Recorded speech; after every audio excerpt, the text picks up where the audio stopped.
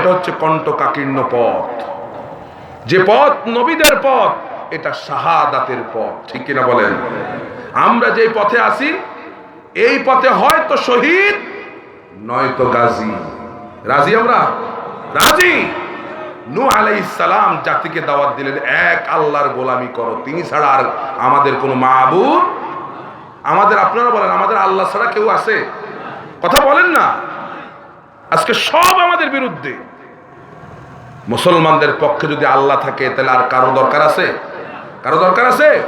আল্লাহ বলেন, ওয়াকানা হাক্কান আলাইনা নাসরুল মুমিনিন। মুমিনদেরকে সাহায্য করা আল্লাহ পাক নিজের উপর ওয়াজিব করে নেন। সুবহানাল্লাহ। নূহ আলাইহিস সালাম জাতিকে ভয় দেখালেন। আল্লাহ বলছেন, ইয ক্বালা লাহুম আখুহুম নূহুন আলা তাত্তাকুন। তাদের ভাই অর্থাৎ নূহ আলাইহিস সালাম তার জাতিকে বলল, আমার জাতি, তোমরা আল্লাহকে ভয় করো, কারণ আল্লাহর ভয়ের মধ্যেই রয়েছে শান্তি, ঠিক কিনা বলেন? আমি যেন তেন লোক নই। ইন্নী লাকুম রাসূলুন আমিন।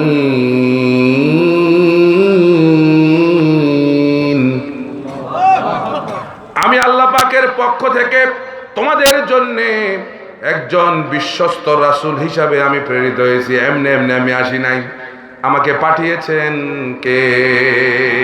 আমি আল্লাহর পক্ষ থেকে তোমাদের জন্য একজন রাসূল হিসাবে এসেছি।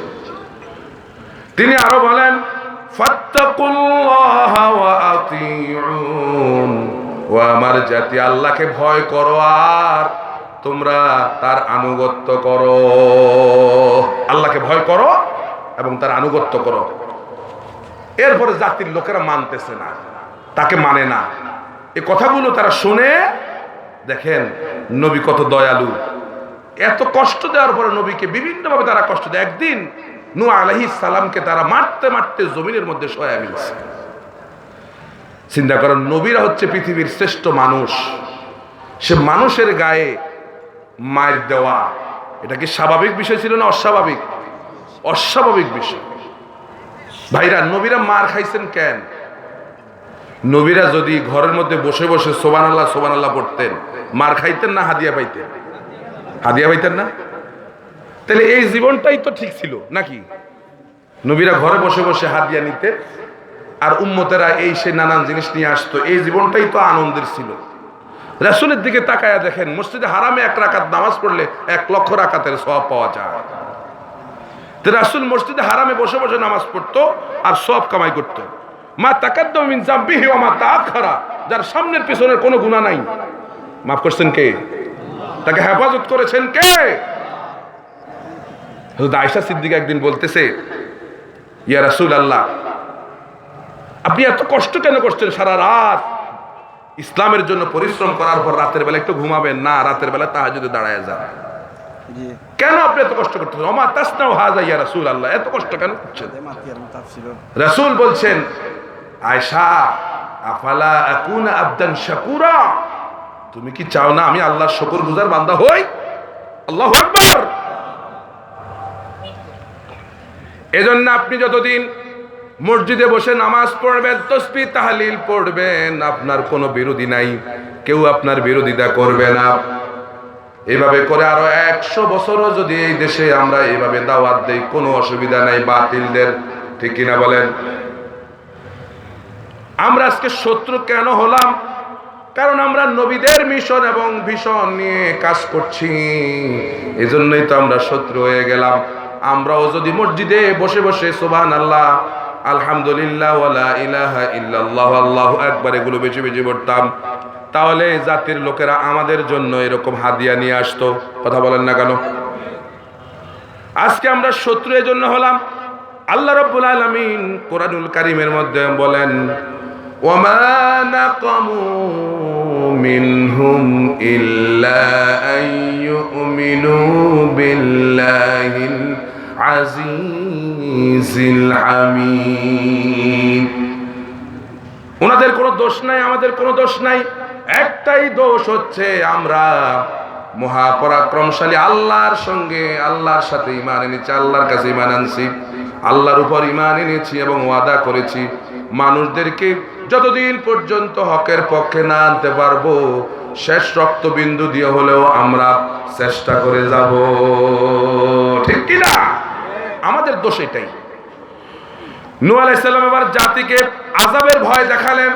তিনি বললেন, ইন্না আরসালনা নূহান ইলা কওমিহি আন আনযির কওমাকা মিন ক্বাবল আন ইয়াতিয়াহুম আযাবুন আলীম। এ আমার জাতি, তোমাদের নিকট আমি তোমাদেরকে ভয় দেখাচ্ছি, এমন এক শাস্তি, এমন এক আযাব তোমাদের উপর আসতেছে।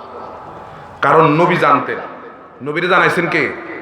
আল্লাহ, যে এই জাতিকে সতর্ক করো। আমরা আমাদের জাতিকে সতর্ক করি, জাতির লোকেরা হকের পক্ষে চলুন, ন্যায়ের পক্ষে থাকুন, ইনসাফের পক্ষে থাকুন, সৎ লোকের শাসন, অসৎ লোক থেকে দূরে থাকুন। ঠিক কিনা? সতর্ক করছি। আর না হলে আল্লাহর গজব আমাদের ভেতরে, যে আল্লাহ আমাদের উপরে যে আল্লাহর গজব আসে মাঝে মাঝে, আমরা এটা দেখি। দেখেন কি না? এমন গজব, কি যে হুমকি দুমকি ছিল, এখন আছে কোথায়? এখন দ্বারের কাছেও নাই। এই জন্য অহংকারকারীকে আল্লাহ পাক কখনো পছন্দ করে না। নূহ আলাইহিস সালাম জাতিকে ভয় দেখালেন এবং যন্ত্রণাদায়ক শাস্তি, আযাবের তাদেরকে এই ভয় তাদেরকে দেখালেন। এখন এই জাতিটা এমন এক জাতি ছিল জালেম এবং অবাধ্য, সীমা লঙ্ঘনকারী। এরা নূহ আলাইহিস সালামের এই ভয়টাই মানে না। হুজুর, আপনার এই সমস্ত কথাটা আমরা এখন আর মানি না। তারা উল্টা নূহ আলাইহিস সালামের ব্যাপারে 5টা আপত্তি তুলছে। কয়টা? মনে রাখতে হবে। এই আপত্তিগুলো সমস্ত নবী রাসূলদের ব্যাপারে, এমনকি আমাদেরকেও বাতিলরা এই আপত্তিগুলো আমাদের উপরে তোলে। খেয়াল করে দেখবেন, যারাই দায়ী তাদের উপর কিন্তু এই আপত্তিগুলো তোলে। দেখুন তারা কি বলল। فقال الملأ الذين كفروا من قومه ما هذا إلا بشر مثلكم يريد أن يتفضل عليكم ولو شاء الله لأنزل ملائكة ما سمعنا بهذا في آبائنا الأولين। আর কায়ত আল্লাহ বলছেন, দেখেন তারা 5টা আপত্তি তুলছে। فقال الملأ الذين كفروا من قومه ما نراك إلا بشرا مثلنا وما نراك اتبعك إلا الذين هم أراذلنا بادع الرأي وما نرى لكم علينا من فضل بل نظنكم كاذبين। তারা আল্লাহর নবী পয়গম্বর নূহ আলাইহিস সালামের ব্যাপারে তারা 5টা আপত্তি তুলল। 1 নম্বর আপত্তি হচ্ছে যে আপনি তো আমাদের মতোই একজন মানুষ, যদি নবী হইতেন তাহলে তো আপনি ফেরেশতা হইতেন। আপনি তো আমাদের মতোই মানুষ। রাসূলের ব্যাপারে কথা বলছে, মালে হাজার রসুল, এটা আবার কেমন রসুল? আমাদের সঙ্গে বাজারে যায়, আমাদের সঙ্গে বাজার ঘাট করে, সংসারও করে, ছেলে সন্তান হয়, আবার কেমন রসুল? তাদের ধারণা হইল নবীদের এগুলো থাকতে নাই।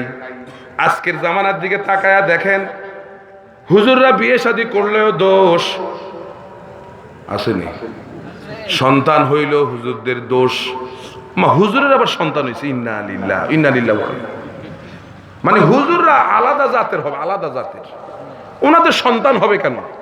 আর মসজিদের ইমাম সাহেব, খতিব সাহেব যদি বাড়িতে যায় একবার কোন রকম ছুটিতে, সারছে, হুজুর আবার বাড়ি যাওয়া লাগে না। হুজুর তো কিছু নাই, হুজুরের কি আর বাড়ি যাওয়া লাগে? হুজুরের তো সংসার মংসার নাই। দেখুন এগুলো কিন্তু কাফেরদের আপত্তি। রাসূলকে তারা বলল, আপনি তো আমাদের মতোই মানুষ। হ্যাঁ, তোমাদের মতো কি বলে আকৃতিতে তোমাদের মতো মানুষ হইতে পারে, কিন্তু চরিত্রে তোমাদের মতো না। কি কথা ঠিক কিনা? আমাদের রাসূল মুহাম্মদুর রাসূলুল্লাহ সাল্লাল্লাহু আলাইহি সাল্লাম তিনিও আমাদের মতো মানুষ, ঠিক কিনা? কিন্তু আমরা জীবনে মিথ্যা কথা বলছি, কথা কয় না, বলছি, অনেক মিথ্যা কথা বলছি না? কিন্তু আমার রসুল এমন, তিনি জীবনে একটা মিথ্যা কথা বলেন নাই। রাসূলের কাছে আল্লাহ পাকের ওহী আসতো, আমাদের কাছে কি ওহী আছে? রাসূল সর্বোচ্চ চরিত্রের অধিকারী, ওয়া ইন্নাকা লাআলা খুলুকিন আযীম। তাহলে রাসূলের মধ্যে আমাদের মধ্যে পার্থক্য আছে না? এখন এরা এক নম্বর আপত্তি তুললো, যদি রাসূল হইতেন তাহলে তো আপনি ফেরেশতা হইতেন। দুই নম্বরে এরা আপত্তি তুললো, আপনার অনুসারী যারা যারা আপনার কথা শুনে, যারা আপনার কথা মতো চলে অনুসারী, এরা হইল আমাদের এলাকার সবচেয়ে দুর্বল লোকটা, যে গরিব অসহায় বেড়া নেয় ঘরের, এরাই আপনার অনুসরণ করে। কই কোনো নেতারা তো আপনি অনুসরণ করতে দেই না, শিল্পপতি আপনার অনুসরণ করে না, টাকাওয়ালা আপনার অনুসরণ করে না, ওই যে ফকির গরিব মিসকিন গুলোই তা আপনার অনুসরণ করে। তিন নম্বরে তারা আল্লাহর নবী নূহ আলাইহিস সালামের ব্যাপারে তিন নম্বর যে আপত্তিটা তুললো, তারা বলল এই জাতির উপর তো আপনার কোনো প্রাধান্য আমরা দেখছি না, কেউ তো আপনারে মানে না, সুতরাং আমরা কেন আপনারে মানব। চার নম্বরে তারা যে আপত্তিটা তুলল, তারা চার নম্বর আপত্তি তুলেছে, আপনি যে কথাগুলো বলছেন এগুলো তো আমাদের বাপ দাদাদের রীতি বিরোধী। অর্থাৎ আমাদের বাপ দাদাদের বিরুদ্ধে আপনি কথা বলছেন। আমরা আমাদের বাপ দাদাদেরকে এগুলোর পূজা করতে দেখছি, এজন্য আমরা করি, আর আপনি এগুলোর বিরুদ্ধে কথা বলছেন। পাঁচ নম্বরে আল্লাহর নবী নূহ আলাইহিস সালামের ব্যাপারে এরা যে আপত্তিটা তুললো, এটা হলো আমরা তো দেখতে পাচ্ছি আপনার মধ্যে নেতৃত্বের লোভ আছে, আপনি নেতৃত্ব লোভী, এরকম আমাদেরকেও বলেনি, কথা বলেন, আমাদেরকে বলেনি, আমাদেরকে এরকম কথা বলে যে আপনার মধ্যে নেতৃত্বের লোভ আছে, এই জন্য আপনি মানুষদেরকে এই দাওয়াত দেন। নূহ আলাইহিস সালামকে এই পাঁচটা আপত্তি তারা দিয়েছিল। এখন নূহ আলাইহিস সালাম প্রত্যেকটা আপত্তির জবাব দিলেন। তিনি বললেন, এক নাম্বার, আল্লাহ রাব্বুল আলামিন আমাকে নবী করে পাঠাইয়াছেন, নবী কোনো ফেরেশতাদের মধ্য থেকে হয় না, নবী হয় মানুষের মধ্য থেকে। যেহেতু মানুষের কাছে নবী পাঠান, আর মানুষের সমস্যা সমাধানের জন্যে মানুষের মধ্য থেকেই নবী দেওয়া হয়। কারণ ফেরেশতারা বিবাহ শাদী জানে না, তাদের স্ত্রী নাই, সন্তানাদি নাই, কিছু নাই, খাবার দাবার কিছু নাই। রাজনীতি কি আছে নাকি নবীদের? ফেরেশতাদের কি রাজনীতি আছে? আছে? এখন দেখেন, স্বামী স্ত্রী তো ফেরেশতাদের মধ্যে নাই। এখন তাদের কথা অনুযায়ী যদি ফেরেশতা মার্কা যদি নবী যদি পৃথিবীতে আল্লাহ পাক পাঠাইতো, স্বামী স্ত্রী ঝগড়া লাগছে, লাগেনি? এই সুজানগরবাসী, স্বামী স্ত্রী মারামারি লাগে আপনাদের এলাকা কি বেশি না কম? মায়ের খায় কারা আর দেয় কারা? মানে কম লাগে না? আলহামদুলিল্লাহ, তাহলে কম লাগে। আমার ভাই কইতেছে যে মারামারি কম হয়, আলহামদুলিল্লাহ। এগুলা দ্বীনের তাসির, এগুলো কোরআনের মাহফিলের তাসির। অনেক জায়গায় দেখা যায় স্বামী একটা দিতে পারে না, কিন্তু স্ত্রী 4-5টা দিয়া লাগে। কথা কোন এরকম আছে না? নাই? আছে, আছে। তো এখন স্বামী স্ত্রীর মধ্যে ঝগড়া লাগছে, ফেরেশতা মার্কা নবীর কাছে যায় যদি বলে যে স্বামী আমারে মারছে বা স্ত্রী আমারে মারছে, তখন ফেরেশতা মার্কার নবী বলবে স্বামী স্ত্রী আবার কি? ঠিক নয় কি? যে এইটা আবার কি? রাজনীতিতে দুইটা পক্ষ মারামারি লাগছে, ফেরেশতা মার্কা নবীর কাছে বিচার দিচ্ছেন, নবী বলল রাজনীতি আবার কি? কি কথা ঠিক কিনা? তাহলে এরা যে আপত্তি তুলল যে যদি নবী হইতেন তাহলে রসুলদের ফেরেশতাদের মধ্য থেকে নবী হইতো, আমাদের মতো মানুষের মধ্য থেকে নবী কেন হইলো? তাহলে তাদের আপত্তিটা সঠিক নয়। দুই নম্বরে, যে আপনার কাছে সব অসহায় লোকেরা, দুর্বল লোকেরা যায়, এটা তো স্বাভাবিক। ভালো মানুষের কাছেই তো অসহায় লোকেরা যখন এখানে এসে সমাধান পায়, তখন তো অসহায় মানুষ এখানে আসবে। তোমাদের নেতাদের কাছে যায় না এই জন্যে, কারণ তোমরা নেতাদের কাছে গেলে যদি সমস্যা সমাধান করে দিতে বলে, বলো আগে কত দিবি। এগুলো আপনাদের এদিকে আসেনি? আছে এগুলা? দুইটা গরিব মানুষ, সমস্যা হইতেই পারে, রাজনৈতিক নেতার কাছে গেছে সমাধানের জন্য, বলতেছে তুই 10,000 দে আর তুই 10,000, এরপরে 1 মাস পরে আসিস, 1 মাস পরে দুজনের সালিশ করে মাগরিবের নামাজ থেকে শুরু করে, টাইমটা কম এশার আগ পর্যন্ত। এশার আজান দেওয়ার সঙ্গে সঙ্গে বলে আজকের জন্য সালিশ এখানে মুলতবি, আবার আগামী সোমবার আসার আগে আবার 5,000 করে দিস। এরকম খায়নি, খায়নি। এরপর আরো রাজনীতি আছে এর মধ্যে। দেখেন, 2 ভাইয়ের সম্পদ ভাগ করে দেয়, সব ভাগ করে, কিন্তু ওই বাঁশের মুড়াটা ভাগ করে না। বাঁশের মুড়া চিনেন তো? বাঁশের মুড়া কি বলে আপনাদের? বাঁশের ঝাড়। এই বাঁশের ঝাড় এটা ভাগ করে না, কয় 2 ভাই এটা মিলেমিশে খায়েন, এরকম বলেনি সালিশদাররা। তাদের চিন্তা হইল এই ঝাড় নিয়ে ভবিষ্যতে এরা আবার মারামারি করবে, আবার আমাদেরকে আনবে, আমরা আবার পয়সা খাবো। আমি চিন্তা করলাম এই সালিশ তারা শিখছে কার থেকে, কোত্থেকে শিখলো এটা? পরে ইতিহাস ঘাটাঘাটি করে দেখলাম ইংরেজদের কাছ থেকে তারা এটা শিখছে। ইংরেজরাও ভারত আর পাকিস্তানকে যখন ভাগ করে দিছে, ওই বাঁশমুড়া একটা আলাদা রেখে দিছে, নাম কি? কাশ্মীর। এখন সে কাশ্মীর নিয়ে মাঝে মাঝে মারামারি লাগে না? তাহলে দেখছেন না আমাদের সালিশদারদের অবস্থা। তো এখন নূহ আলাইহিস সালাম বলছেন, আমার কাছে তো এই সমস্ত লোকেরাই আসবে, আর এরা যদি আমার কাছে আসে আমি এদেরকে কেমনে তাড়াইয়া দিই? আর তাড়াইয়া দিলে আমার আল্লাহ তো আমার উপর প্রতিশোধ দিবেন, ঠিক কিনা বলেন? 4 নম্বরে, কওমের উপর আপনার কোনো প্রাধান্যই দেখছি না। কওমের উপর আমার প্রাধান্যটা কেমনে আসবে? কারণ আমি তো দাওয়াত দিচ্ছি মাত্র একা, আর সব আমার বিরুদ্ধে, ঠিক কিনা? এরপরে এই দাওয়াত আমাদের বাপ দাদাদের রীতি বিরোধী। ভাইরা, বাপ দাদারা আমাদের শরীয়ত না। আমাদের দেশে বাপ দাদাদের কুসংস্কার চলে বেশি।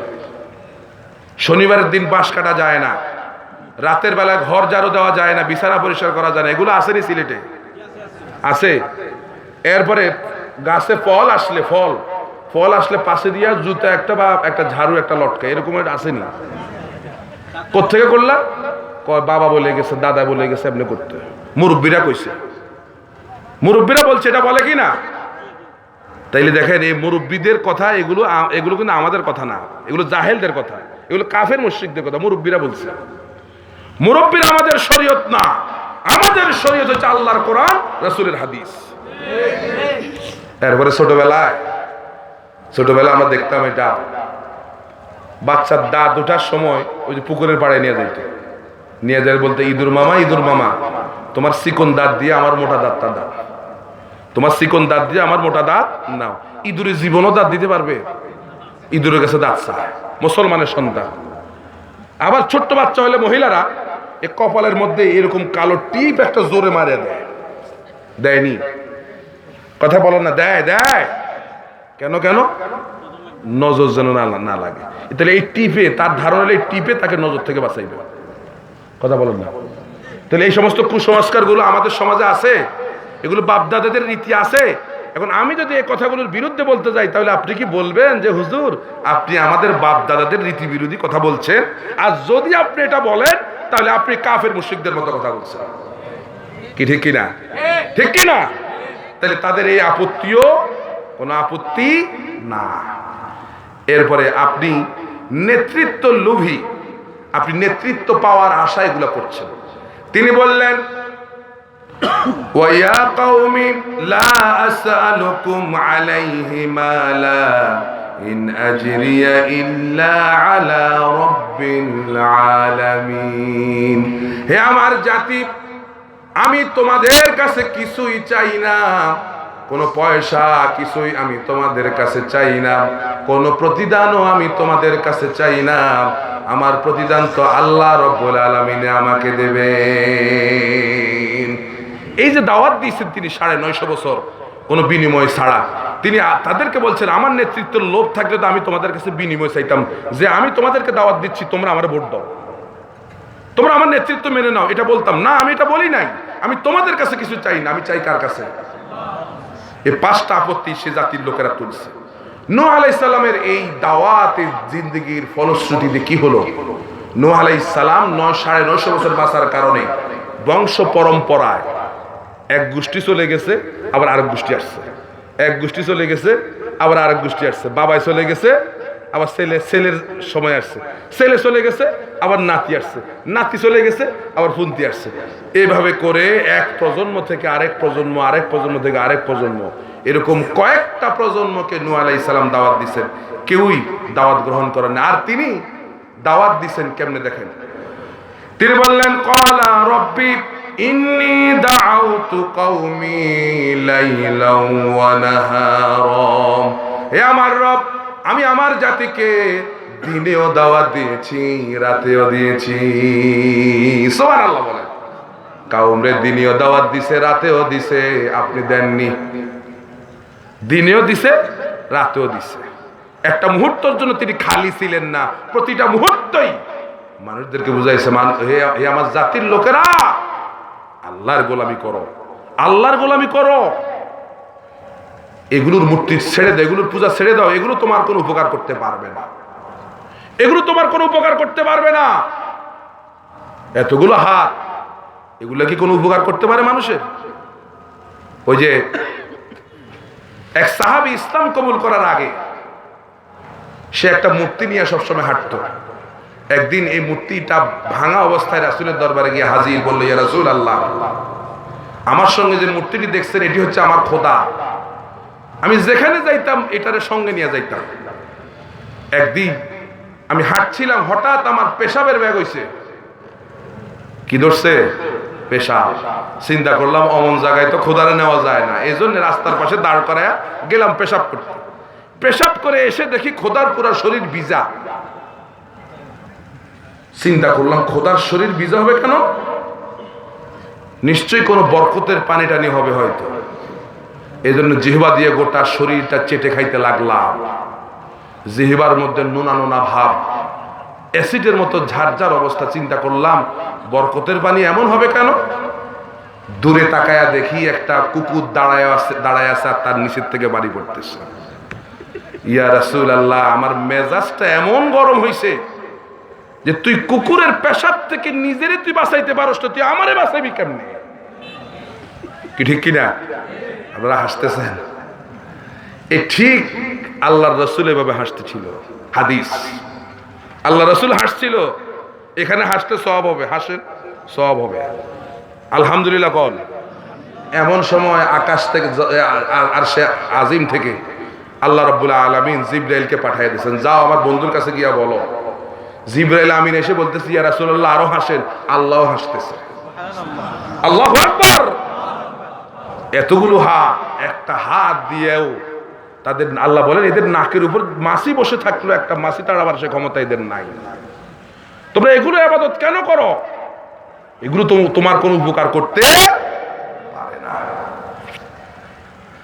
প্রিয় ভাইরা আমার, নূহ আলাইহিস সালাম বললেন, ও আমার রব, আমি তাদেরকে দিনেও দাওয়াত দিয়েছি, রাতেও দাওয়াত দিয়েছি, এখন অবস্থা এমন হয়েছে, ফালাম ইয়াজিদহুম দুআই ইল্লা ফিরারা।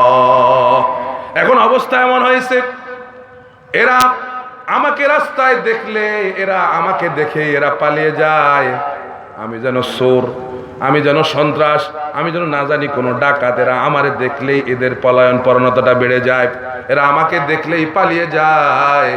আর আয়াতে আল্লাহ বলেন, এরা যখন নূহ আলাইহিস সালামকে রাস্তার মধ্যে দেখতো, এভাবে কাপড় দিয়ে তাদের চেহারাটাকে ঢেকে ফেলতো। কষ্ট কম দেয় না আল্লাহর নবীরা। তারা চিন্তা করেন, জমানার শ্রেষ্ঠ মানুষরাই তো নবী হয়, কি ঠিক কিনা? জমানার শ্রেষ্ঠ মানুষরাই তো নবী হয়। আপনাকে দেখে যদি আপনার বাজারের আপনার পরিচিত লোকেরা যদি সরে যায়, আপনার পরিচিত লোকরা, আপনার বন্ধু আপনাকে দেখে সরে যাচ্ছে, আপনি দেখছেন যে আপনার দেখে সরে গেছে, আপনাকে দেখে মুখটা কাপড় দিয়ে ঢেকে ফেলছে, আপনার কাছে কি ভালো লাগবে? কথা বলেন না, ভালো লাগবে ভাই? তা আপনি যে দাড়ি হতে চান, এগুলো সব মাথায় রেখে আপনাকে দাড়ি হওয়া লাগবে, কি ঠিক কিনা? ঠিক কিনা? নূহ আলাইহিস সালাম বলতেছে, আল্লাহ, এরা আমাকে দেখে পালিয়ে যায়, এরা আমাকে দেখে কাপড় দিয়ে মুখ ঢেকে ফেলে, আমি রাত দিন এদেরকে দাওয়াত দিচ্ছি, কিন্তু এরা আমার দাওয়াত গ্রহণ করছে না। তারা শুধু দাওয়াত তো গ্রহণ করে নাই, এবার তারা হুমকিও দিচ্ছে নবীকে।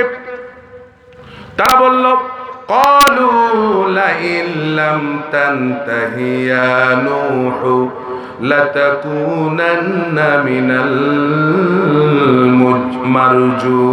المرجومين হে নূহ ও হে নূহ তুমি যদি এই দাওয়াত বন্ধ করে না দাও তাহলে পাথর মেরে তোমার মাথা তোমার মস্তক চূর্ণ বিচূর্ণ করে ফেলবো।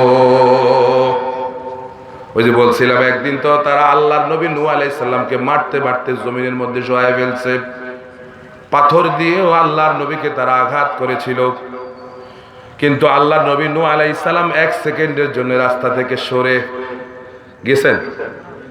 বিশ্ব নবী, শ্রেষ্ঠ নবী, নবীদেরও নবী, আপনার আমার ঈমান যাকে কেন্দ্র করে সে বিশ্ব নবী যখন তায়েফে দাওয়াত দিতে গেছে, তায়েফের লোকেরা আগের থেকে জানছে মুহাম্মদ সাল্লাল্লাহু আলাইহি সাল্লাম দাওয়াত দিতে এসেছে। নেতারা লোকদেরকে আগের থেকে ঘোষণা দিয়ে দিল তায়েফে একটা পাগল আসছে, খবরদার তার সঙ্গে ভালো ব্যবহার করা যাবে না। আল্লাহর নবী তায়েফের সরু রাস্তা দিয়ে হাঁটতেছেন, তারা ছোট্ট ছোট্ট বাচ্চাগুলোকে লেলিয়ে দিয়েছে রাসূলের গায়ের উপর পাথর মারার জন্য।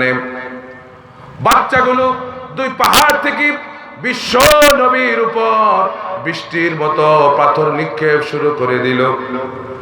রাসূলের পবিত্র চেহারা পাথরের আঘাতে লাল হয়ে গেছে, রক্ত বের হয়ে গেছে। রাসূল জমিনের মধ্যে পড়ে গেলেন, বেহুশ হয়ে গেলেন। তায়েফের কাফেরেরা বিশ্ব নবীকে আবার সেখান থেকে উঠালেন, আবার হাঁটালেন, আবার পাথর মারলেন। সিরাতের কিতাবগুলোর মধ্যে এসেছে রক্তে বিশ্ব নবীর পা মোবারক স্যান্ডেলের সঙ্গে এমন ভাবে লেগে গেছে আর ছুটে না। আল্লাহর নবী আবার বেহুশ হইয়া জমিনের মধ্যে পড়ে গেলেন। তৃতীয়বারও তারা রাসূলকে সেখান থেকে উঠালেন, আবার রাসূল হাঁটতেছিলেন, বাচ্চারা আবার পাথর মারতেছিল। তৃতীয়বারও বিশ্ব নবী জমিনের মধ্যে পড়ে গেলেন। আল্লাহর নবী এবার জমিনে পড়ে গিয়ে তিনি কিছুক্ষণ পরে যখন হুঁশ ফিরে এলো, আল্লাহর নবী এবার ডান হাত দিয়া কপালের মধ্যে রাখলেন, দেখলেন কপাল থেকে রক্ত বের হচ্ছে। আল্লাহর নবী বলছেন এই জাতির কল্যাণ কিভাবে হবে যে জাতি তার নবীর চেহারা রক্ত দিয়া লাল বানায়া ফেলেছে। জিবরাইল আমিন এসে বলল, ইয়া রাসূলুল্লাহ, ইয়া হাবিবাল্লাহ, আকাশের কোটি কোটি ফেরেশতারা আজকে তায়েফের ময়দানের দিকে তাকায় আছে। তারা খেয়াল করে দেখছে শ্রেষ্ঠ নবী, নবীদের নবী, সরকারে কায়নাত, দো জাহানের বাদশাহ নবী মুহাম্মদুর রাসূলুল্লাহ সাল্লাল্লাহু আলাইহি ওয়াসাল্লাম তায়েফের ময়দানে মার খাচ্ছে, রক্ত ঝরেছে, জমিনটা লাল হয়ে যাচ্ছে। ফেরেশতারা কেঁদে যার যার অবস্থা। আল্লাহ রাব্বুল আলামিন আমাকে পাঠিয়েছেন আপনার কাছে, ইয়া রাসূলুল্লাহ, আপনি একবার অনুমতি দেন এই 2টা পাহাড়কে একত্রিত করে কাফেরগুলোকে চিরতরে জমিন থেকে শেষ করে দেন। রাসূল দেখেন কেমন দয়ালু মানুষ। বিশ্ব নবী জিবরাইলকে বলছে, জিবরাইল শোনো শোনো, আমি যদি তোমাদেরকে অনুমতি দেই আর তোমরা যদি আমার অনুমতি ক্রমে এই পাহাড়গুলোকে একত্রিত করে কাফের মুশরিকগুলোকে যদি শেষ করে দাও, তাহলে কার কাছে গিয়া বলবো লা ইলাহা ইল্লাল্লাহু লা ইলাহা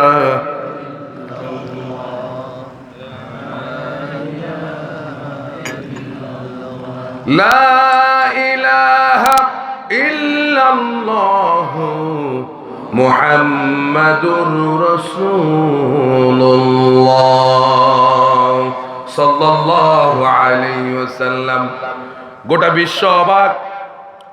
এত কঠিন নির্যাতনের পরেও রাসূলের ভেতরে এক মুহূর্তের জন্য প্রতিশোধ পরায়ণতা রাসূলের মধ্যে আসে না।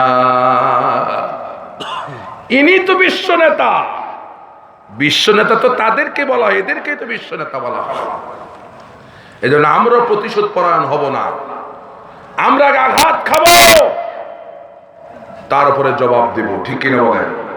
ইসলামের রীতি এটা। ইসলাম কাউকে আগে আঘাত করে না, ইসলাম আগে কাউকে আঘাত করে না, আগে আঘাতপ্রাপ্ত হয় তারপরে জবাব দেয়, ঠিক কিনা? আমরা কি এই নীতি মানতে পারবো সবাই? আল্লাহ কবুল করুন বলে আমিন। এবার নূহ আলাইহিস সালাম আল্লাহর দরবারে দোয়া করলেন, রব্বিগফির লিকাওমি আন্নাহুম লা ইয়ালামুন। দেখেন নবী কত দয়ালু, আল্লাহর কাছে দোয়া করে, রব্বুল আলামিন আমার এই জাতিকে তুমি মাফ করে দাও, কারণ এরা জানে না, এরা বুঝে না আমি যে তোমার নবী, আমি যে তোমার রাসূল। এরা বুঝতে পারে না, এরা জানে না, এরা বুঝে না, এরা জাহেল মানুষ, এরা আমাকে চিনতে পারে নাই। আমি যে তোমার নবী, এরা আমাকে চিনে নাই, ঠিক কিনা? তিনি তাদের জন্য দোয়া করলেন। অবশেষে আল্লাহ রাব্বুল আলামিন হযরতে নূহ আলাইহিস সালামকে এবার সাফ জানায়া দিলেন, আন্নাহু লা ইউমিনা মিন কওমিকা ইল্লা মান ক্বাদ আমানা।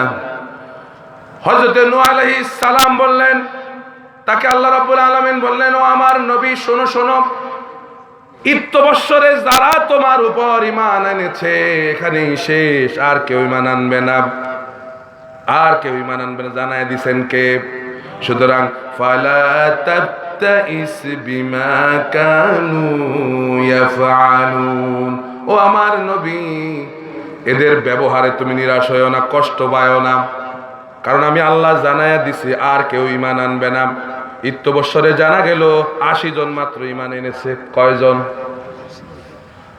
এবার নূহ আলাইহিস সালাম যখন রব্বুল আলামিনের কাছে জানতে পারলেন আর কেউ ঈমান আনবে না, এবার নূহ আলাইহিস সালাম আল্লাহকে বলছে, ক্বালা রব্বিনসুরনি বিমা কাযযাবুন।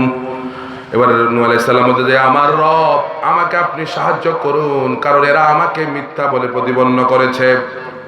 ফাফতাহ বাইনি ওয়া বাইনাহুম ফাতহা ওয়া নাজ্জিনি ওয়া মান মাইয়া মিনাল মুমিনিন। আমাদের মাঝে আর তাদের মাঝে চূড়ান্ত ফয়সালা এবার আপনি করে দেন, আর আমার সঙ্গে যে সমস্ত মুমিনরা আছে তাদেরকে আপনি নাজাত দিয়ে দেন। সুবহানাল্লাহ। নূহ আলাইহিস সালাম আল্লাহর কাছে আরো দোয়া করলেন। কি দোয়া? এই দোয়া কিন্তু আমাদেরও হওয়া লাগবে। দোয়াটা ভালো করে খেয়াল করেন। নূহ আলাইহিস সালাম আল্লাহর কাছে দোয়া করছে, দোয়াটা বিখ্যাত দোয়া, সবার মুখস্থ করা করবেন। এই দোয়াটা এখন থেকে বেশি বেশি করে দোয়াটা করা লাগবে। নূহ আলাইহিস সালাম দোয়া করলেন, وقال نوح رب لا تذر على الأرض من الكافرين ديارا। নূহ আলাইহিস সালাম আল্লাহর কাছে দোয়া করলেন, রব্বুল আলামিন দেশের একজন কাফেরকেও আপনি আর বাঁচায় রাখেন না। দোয়া করছে কি? নবী। নূহ আলাইহিস সালাম দোয়া করছে। নবীদের দোয়া কবুল হয়? এই আপনারা যেভাবে বলছেন মনে হয় না, মনে হয় নবীদের দোয়া কবুল হয়? তারা তো মুস্তাজাবুদ দাওয়া, হাত উঠাতে দেরি, আল্লাহ পাক দোয়া কবুল করতে দেরি না। নূহ আলাইহিস সালাম আরো বললেন, ইন্নাকা ইন তাযারহুম ইউদিল্লু ইবাদাকা ওয়ালা ইয়ালিদু ইল্লা ফাজিরান কাফফারা। আপনি যদি এদেরকে বাঁচায়া রাখেন তাহলে এরা দেশের মধ্যে দুইটা কাজ করবে। কয়টা কাজ? কয়টা? সবাই বলেন কয়টা কাজ করবে? আপনি যখন জেনে গেছেন যে এরা আর হেদায়েত প্রাপ্ত হবে না, তখন নূহ আলাইহিস সালাম আল্লাহর কাছে দোয়া করছে আর বলছে, এরা যদি বেঁচে থাকে, জালেমরা যদি বেঁচে থাকে, কয়টা কাজ করবে? দুইটা। খুব খেয়াল করতে হবে। এক নম্বর হচ্ছে ইউদিল্লু ইবাদাকা, এরা আপনার বান্দাদেরকে পথভ্রষ্ট করে দেবে। যাই যে কয়জন ইমানদার হইছে এদেরকেও বিভিন্ন লোভ লালসা দিয়া কি করে দেবে? পথভ্রষ্ট করে দেবে। দেখেন না আমাদের দেশে তেমন বড় ইমাম সাহেবও কিন্তু পথভ্রষ্ট হয়ে গেছে। কথা বলেন না কেন? কথা বলেন না কেন? হয়েছে না পথভ্রষ্ট? বলছে না শাহবাগে যায়া বলতেছে আমি এটাকে ইবাদত মনে করি। নাউযুবিল্লাহ। বলছে কি না? কত বড় ইমাম সাহেব নাস্তিকদের কাতারে দাঁড়ায় আমি ইবাদত মনে করি। তাইলে নূহ আলাইহিস সালাম বলছে এদেরকে যদি আপনি বাঁচায় রাখেন এরা আপনার ইমানদার বান্দাদেরকেও পথভ্রষ্ট করে দেবে। শুধু তাই না, ওয়ালা ইয়ালিদু ইল্লা ফাজিরান কাফারা, আর এদের পেট থেকে যারা হবে সবগুলো ডিপজল মার্কা হবে। কোন মার্কা? ডিপজল মার্কা। মানে সবগুলো এই ওই জাতের হবে। কাফের পেট থেকে কি হবে? কাফের হবে। শয়তানের পেট থেকে কি হয়? শয়তান হয়। জালেমের পেট থেকে। তাহলে যদি আপনি এদেরকে বাঁচায় রাখেন, এরা যে যেভাবে যেরকম জালেম, এদের ভবিষ্যৎ প্রজন্ম কি হবে? জালেম। আপনি এদেরকে একটারও রাখেন না, একটা গৃহবাসীকে আপনি রাখবেন না, সবাই আপনি কি করে দেন? ধ্বংস করে দেন। নবীর দোয়া কবুল হয়ে গেছে। আল্লাহ পাক, শেষ কথা কি বলবো? শেষ, আমরা কিন্তু শেষ অংশে চলে এসেছি, আমরা শেষ করে যাব নাকি? দেখুন আল্লাহ রাব্বুল আলামিন তাদেরকে কেন গজব দিলেন? রব্বুল আলামিন বলছেন মিম্মা খাতিয়াতিহিম উগরিকু ফাউদখিলু নারা ফালাম ইয়াজিদু লাহুম মিন দুনিল্লাহি নাসীরা। রব্বুল আলামিন বলেন এদের পাপের কারণে এদেরকে পানিতে চুবায়া আমি আল্লাহ মারছি। শুধু তাই নয়, এদেরকে জাহান্নামে আমি নিক্ষেপ করেছি। আর এমন অবস্থায় আমি তাদেরকে ধ্বংস করে দিলাম যে তারা আমার বিরুদ্ধে তাদের পক্ষে একজনও সাহায্যকারী পায় না। সবাই বলবে সময় নাই, তাড়াতাড়ি ভাগেন। মিনিট মাত্র 45। কয় মিনিট? সবাই কয় টাইম কত? এরা কিন্তু আসতেছে, শাহবাগ পার হয়ে গেছে। কথা কয় না কেউ কেউ সাপোর্ট দেয়। নিজের দলের লোকেরা কম তাড়াতাড়ি পালান পালান, তাড়াতাড়ি পালান। আসতেছে আসতেছে, কেউ আর সাহায্যকারী তখন আর কেউই